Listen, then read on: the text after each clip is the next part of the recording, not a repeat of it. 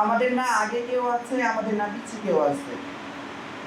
আপনাদের কাছে কেন যাই জানেন?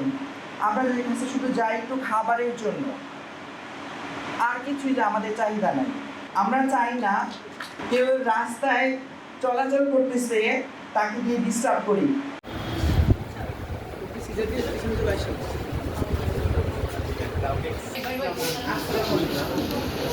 আসসালামু আলাইকুম। না না, আমরা যাতে কাজ করে ভাত খেতে পারি। আমরা চাই না যে কেউ রাস্তায় চলাচল করতেছে তাকে গিয়ে ডিস্টার্ব করি, বা আমরা কারো বাসা বাড়িতে গিয়ে তাকে ডিস্টার্ব করতে চাই না। আমরা চাই আমরাও গর্ব করে থাকবো, গর্ব করে মাথা উঁচু করে বাসবো, নিজে ইনকাম করে খাবো, যে বলবো এটা আমি নিজে ইনকাম করেছি, আমি আমার যোগ্যতা ইনকাম করেছি, আমি কারো কাছে হাত পেতে নয়। তো এই জন্য ম্যামকে আবারও ধন্যবাদ জানিয়ে আমার কমিউনিটির দিকে যেন সবাই সদয় দৃষ্টি রাখে, এটা সবার কাছে আশা করব। সবাই আসলে খারাপ না, হাতের 5 আঙ্গুল যেমন সমান হয় না, আমার কমিউনিটি সবাই সমান না। কারণ আমরা সবাই ফ্যামিলি থেকে অনেক দূরে থাকি, দেখা যায় আমাদের মায়ের ভালোবাসা নেই, বাবার স্নেহ আদর ভালোবাসা নেই। দিন শেষে আমরা সবাই অনেক একা।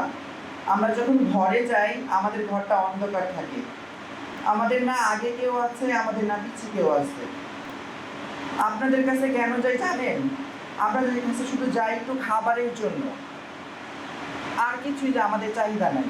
ম্যামের নিকট করজোড়ে আমার একটা রিকোয়েস্ট থাকবে যে আমাদের প্রতি ওনার বরাবরই একটা সদয় দৃষ্টি ছিল, এখনো আছে।